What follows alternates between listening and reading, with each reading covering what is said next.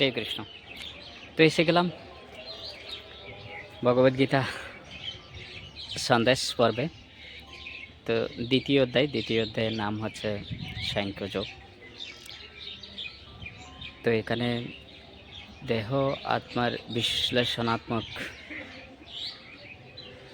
জ্ঞানের কথা বলা হয়েছে, অর্থাৎ আত্মজ্ঞানের কথা বর্ণনা করা হয়েছে।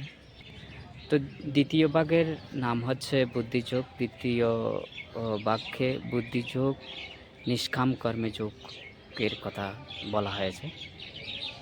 তো এই আত্মজ্ঞান লাভের পন্থা হচ্ছে নিষ্কাম কর্ম। এভাবে ভগবান স্থির বুদ্ধি বা স্থিতপ্রজ্ঞ হওয়ার জন্য বলেছেন। বেদের শিক্ষায় প্রভাবিত হয়ে মানুষ বুদ্ধি বিচলিত হয়ে বিভিন্ন বস্তু পাওয়ার জন্য চেষ্টা করছে। কিভাবে স্থিরবুদ্ধি সম্পন্ন নিষ্কাম কর্ম সম্পাদন করা যায় এ বিষয়ে বর্ণনা করা হয়েছে। এই অধ্যায়ের শেষে অর্জুন জিজ্ঞাসা করছে, স্থিতপ্রজ্ঞ ব্যক্তির লক্ষণ কী?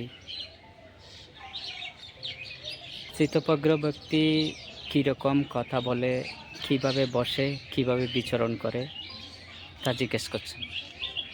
ভগবান শ্রীকৃষ্ণ সুন্দরভাবে অর্জুনকে সমস্ত প্রশ্নের উত্তর দান করছেন। তিনি বলছেন, এভাবে ব্রাহ্মস্থিতি প্রাপ্ত হলে আর মোহপ্রাপ্ত হবে না। জীবনে অন্তিম সময়ে এই স্থিতি লাভ করে জড়জগতের বন্ধন থেকে মুক্ত হয়ে ভগবত ধামে প্রবেশ করতে পারে।